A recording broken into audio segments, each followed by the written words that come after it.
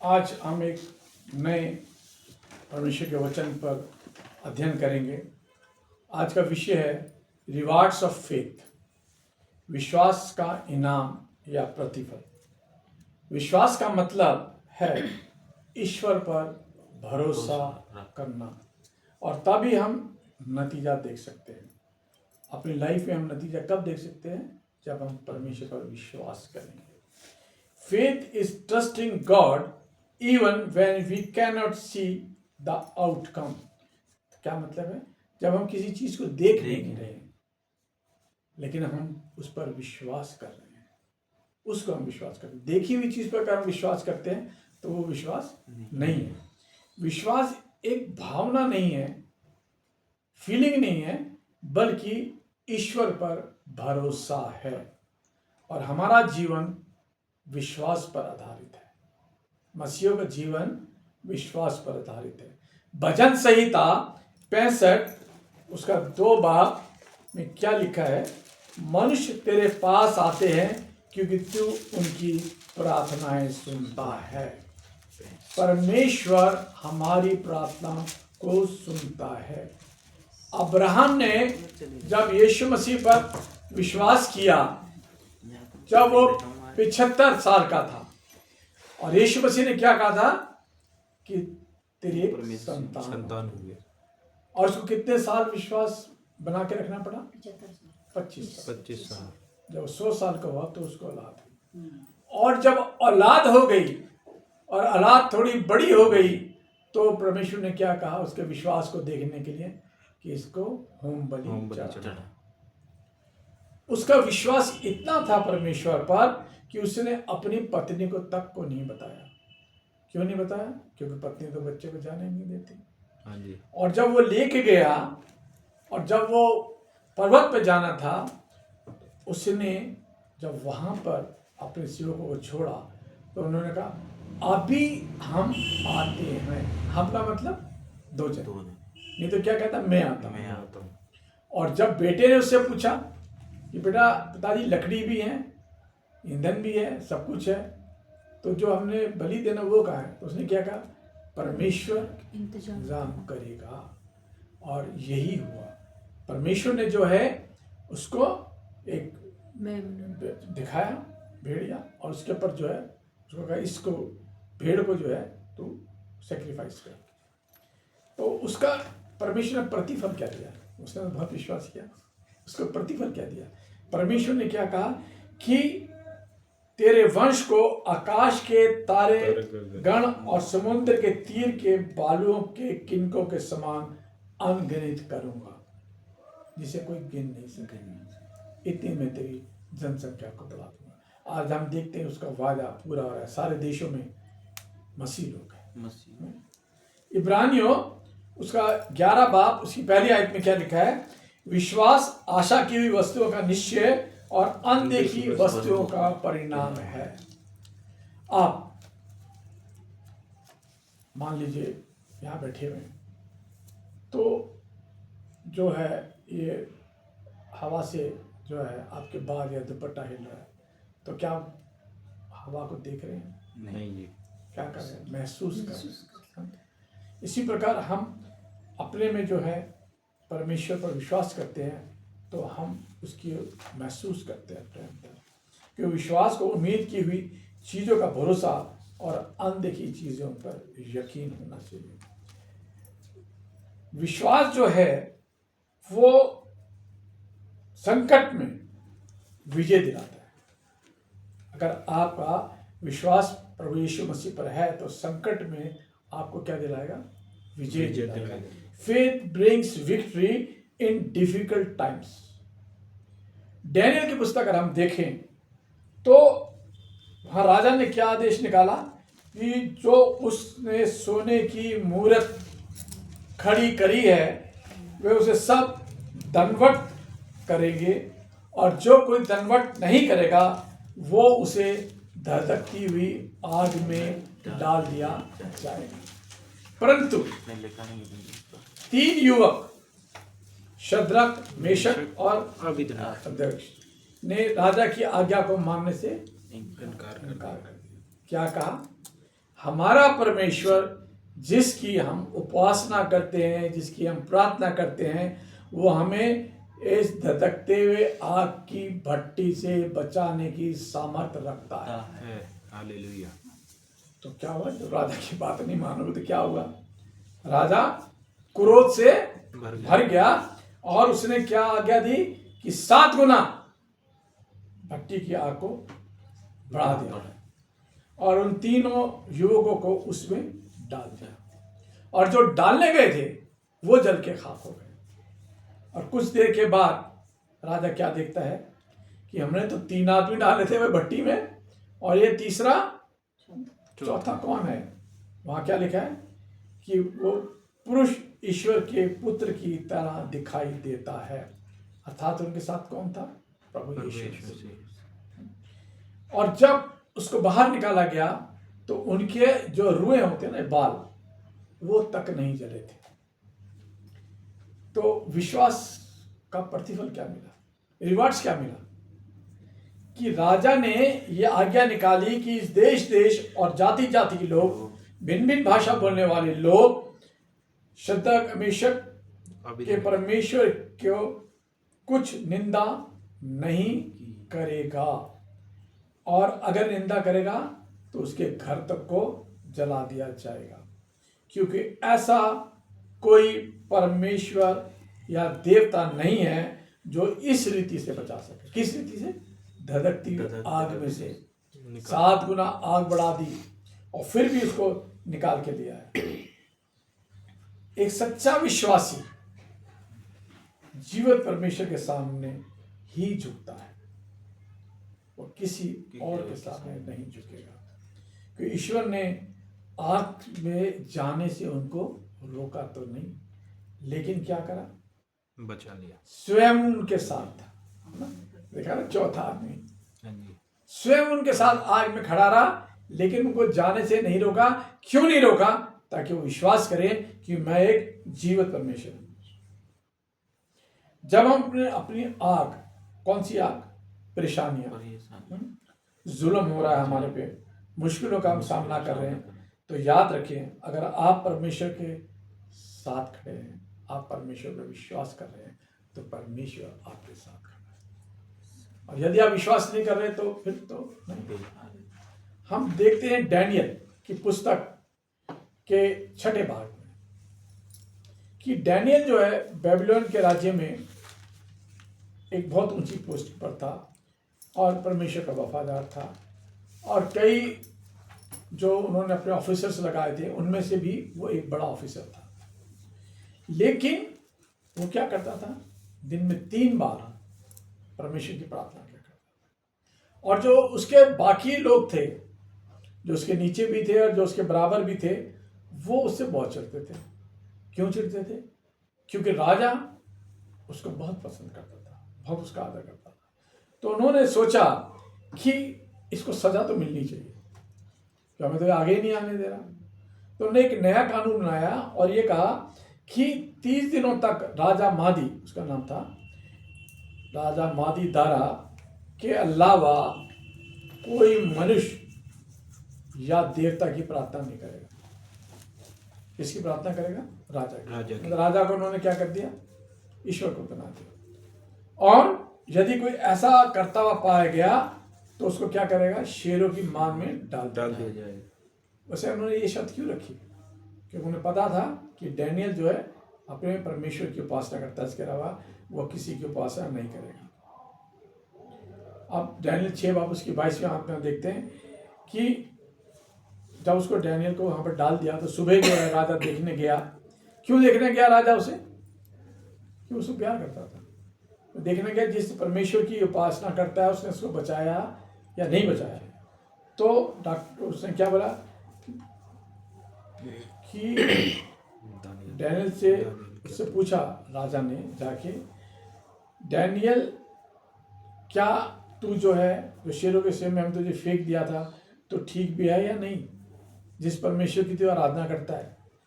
तो उसका क्या जवाब आया? मेरे भगवान ने अपना फरिश्ता भेजा और उसने शेरों के मुंह को बंद कर दिया।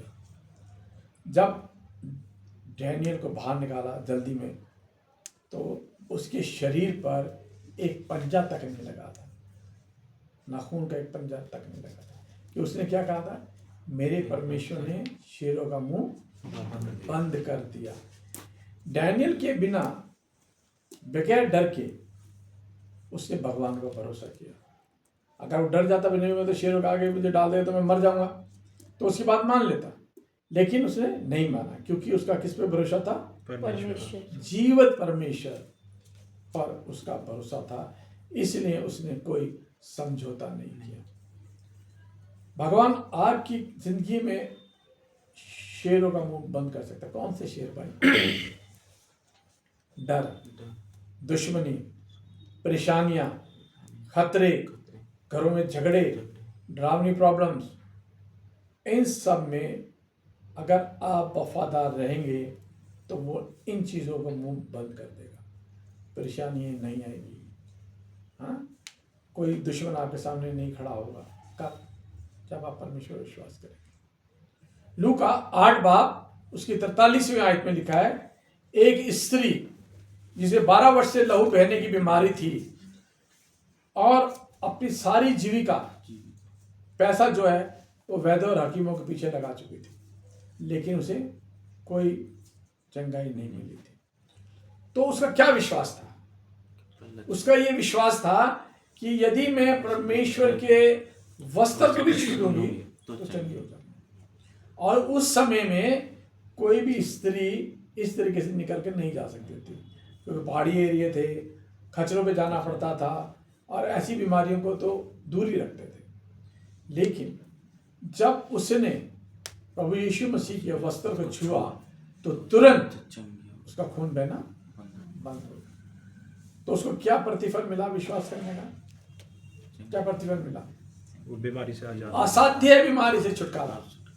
वो बीमारी जिसका ट्रीटमेंट नहीं हो रहा था, असाध्य बीमारी से छुटकारा। अटूट विश्वास क्या था कि मैं परमेश्वर के वस्त्र को भी छू लूंगी तो मैं चंगी हो जाऊंगी। भजन संहिता 50 का 15 में हम पढ़ते हैं, क्या लिखा है? संकट के दिन मुझे पुकार तो मैं तुझे छुड़ाऊंगा और तू मेरी महिमा करने पाएगा। संकट में मुझे पुकारो। कौन सा संकट? शारीरिक संकट, किसी प्रकार की विफलता, कोई तुम्हारे को झूठा एलिगेशन लगा रहा है, तुम फंसे हुए हो, तुम्हें लज्जित होना पड़ रहा है। क्यों लज्जित होना पड़ रहा है भैया? आप पे झूठा एलिगेशन लोगों के सामने लगाया जा रहा है कि ये गलत है, इसने ऐसा किया, इसने वैसा किया। और हम देखते हैं कि डैनियल की पुस्तक में कि एक स्त्री है, उसका नाम है सुसैना। वो बहुत ही सुंदर स्त्री है, रूपवती है, सुडोल भी उसका अच्छा है, और वो एक वफादार और भगवान से डरने वाली स्त्री थी। जब वो स्नान करने के लिए वाटिका में गई तो कुछ सामान बोली आई होगी, दे लिया हो, तो उसने अपने जो उसके साथ दासियां थी उनको भेजा कि तुम लेके आओ। तो 2 नेता या 2 मजिस्ट्रेट जो हैं वो छिप कर देख रहे थे, और वो उसके सामने गए और उन्होंने क्या कहा, या तो तू हमारे साथ रमण करने दे, अर्थात हमें वासना से लिप्त होने दे, और नहीं तो हम तेरे पे क्या करेंगे, झूठा इल्जाम लगा देंगे कि तू एक लड़के के साथ बगीचे में हमने तेरे को भ्रमण करते हुए देखा गया, रमण करते हुए देखा गया, सेक्स करते हुए देखा गया। परंतु वो तो मजिस्ट्रेट भी थे, उनकी बात तो लोग बाग मानते, कद्दावर थे, नेता थे, लेकिन उसके सामने नहीं झुकी। क्यों नहीं झुकी? क्योंकि उसका विश्वास था कि परमेश्वर मुझे बचाएगा। उस जमाने में क्या होता था, ऐसी स्थिति को पत्थर मार के मारा जाता था, और लिखा है कि लोगों ने पत्थर उठा भी रखे थे उसको मारने के लिए। लेकिन सुसैना क्या कर रही थी कि रोती हुई सब की ओर देख रही, क्योंकि वह ईश्वर पर भरोसा करती थी। मनुष्य से तो भरोसा नहीं था, मुझे पत्थर ही मारेंगे, लेकिन वो वहाँ ईश्वर की तरफ देखती हुई, रोती हुई, प्रार्थना करती हुई कहती कि मैं निर्दोष हूँ और परमेश्वर मेरे पे ऐसे दोष लगा जाएगा। तो क्या हुआ, परमेश्वर ने डैनियल को वहाँ पर एक दूत बनाकर भेजा और उसने इंसाफ करवाया। कैसे इंसाफ कराया? कि दोनों मजिस्ट्रेट से अलग अलग पूछा और दोनों की जो स्टेटमेंट थी वो लोगों के सामने अलग आई। तो इस तरीके से परमेश्वर ने उस स्त्री को बचा दिया। विश्वास मुश्किल समय में जीत दिलाता है। किस पे विश्वास? प्रभु यीशु पर। विश्वास के द्वारा एक मसीह विश्वासी चुनौतियों पर जीत हासिल करता है। जैसे सुशासन के जीवन में हम देखते हैं कि उसका परमेश्वर पर अटल विश्वास था, तो अटल विश्वास के द्वारा वो बचाई गई। तो परमेश्वर पर उसका अटल विश्वास था। रिवार्ड ऑफ ऑबिडेंस, आज्ञाकारिता का फल मिलता है। जब हम परमेश्वर की तरफ आज्ञाकार होते हैं तो हमें उसका फल भी मिलता है।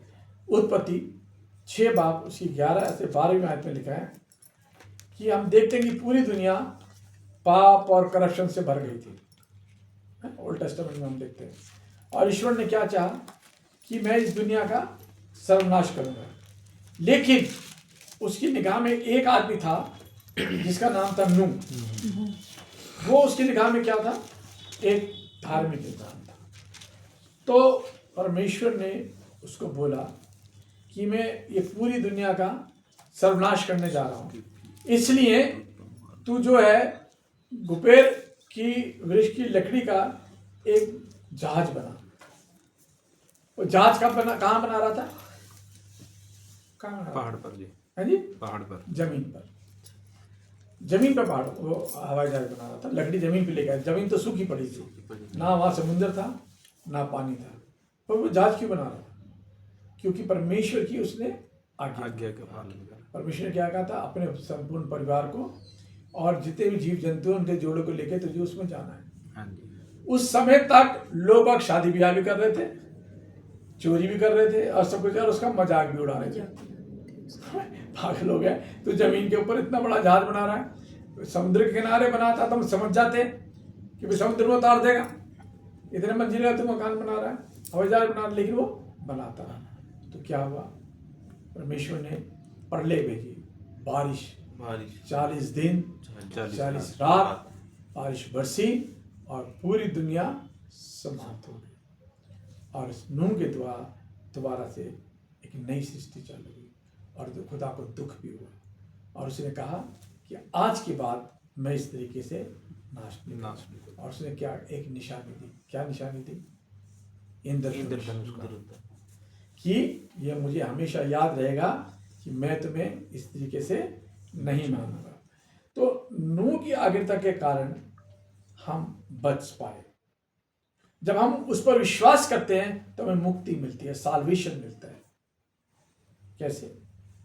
प्रेरित उसका 4 बाब उसकी 12वीं आयत में लिखा है, किसी दूसरे के द्वारा उद्धार नहीं, क्योंकि स्वर्ग के नीचे अब मनुष्यों में और कोई दूसरा नाम नहीं दिया गया जिसके द्वारा हम उद्धार पा सके, हम साल्वेशन पा सके। जब हम विश्वास करते हैं तो हमारी जिंदगी के अंदर मिरेकल्स होने शुरू हो जाते हैं, चमत्कार होने शुरू। पढ़िए इनको जरा, मरकुस 9 बाब उसकी 23वीं आयत में क्या लिखा है कि विश्वास करने वाले के लिए सब कुछ संभव है। कहाँ लिखा गया ये? पढ़िए 23 में आयत में। 23। यीशु ने उनसे कहा, यदि तू कर सकता है, क्या यह क्या बात है कि विश्वास करने वाले के लिए सब कुछ हो सकता है। यीशु मसीह ने कहा विश्वास करने, वो तो कहते हैं उसके चेलों से हो नहीं पाया था बच्चा ठीक, तो वो यीशु मसीह तू कर सकता तो भाई देख ले। यीशु मसीह का विश्वास करने वाले के लिए कोई चीज इम्पॉसिबल नहीं है। और देखते हैं हम कि वो बच्चा जो है वो ठीक हो गया। विश्वास नामुमकिन को मुमकिन में बदल जाता है, इम्पॉसिबल को पॉसिबल में बदल जाता है। जब हम विश्वास से प्रार्थना करते हैं तो हमारी प्रार्थनाएं उत्तर देती है। अब कई लोग कहते हैं भाई हमारा तो बाला की नहीं हो रहा, हम तो ठीक ही नहीं हो रहे, हमारा तो बिजनेस फेल हो गया है ना, हम तो कामयाबी नहीं हो रहे। क्यों नहीं हो रहे? और प्रार्थना करते भी हैं तो डाउट से कर रहे हैं, अरे भाई भगवान ये होगा या नहीं होगा, ऐसे होगा या नहीं होगा। क्या कहते हैं? जब हम विश्वास से प्रार्थना करते हैं, क्योंकि मत्ती 21 बाब उसकी 22वीं आयत में क्या लिखा है, जब तुम प्रार्थना में विश्वास से मांगोगे वह सब तुमको मिलेगा। मिल जाएगा। विश्वास, शक करके नहीं, डाउट करके नहीं कि हमें मिलेगा या नहीं मिलेगा। अगर हम डाउट करके करते हैं तो हमें नहीं मिलेगा, और हम विश्वास करके मिलते हैं तो हमें मिल जाएगा। परमेश्वर जो है हमें आंतरिक जीवन देता है। अगर हम उस पर विश्वास करते हैं तो हमें क्या मिलेगा? आंतरिक जीवन, इंटरनल लाइफ। यूहन्ना 3 उसकी 16वीं आयत में क्या लिखा है? क्योंकि परमेश्वर ने जगत से ऐसा प्रेम रखा कि उसने अपना एकलौता पुत्र दे दिया, ताकि जो कोई इस पर विश्वास करे वो नष्ट ना हो परंतु अनंत जीवन पाए। If you believe in Lord Christ, यदि आप परमेश्वर यीशु में विश्वास करते हैं तो परमेश्वर आपको इंटरनल लाइफ देने का वायदा करता है। विश्वास, फेथ जीवन को बदल देता है, जैसे आप लोगों के जीवन को बदला।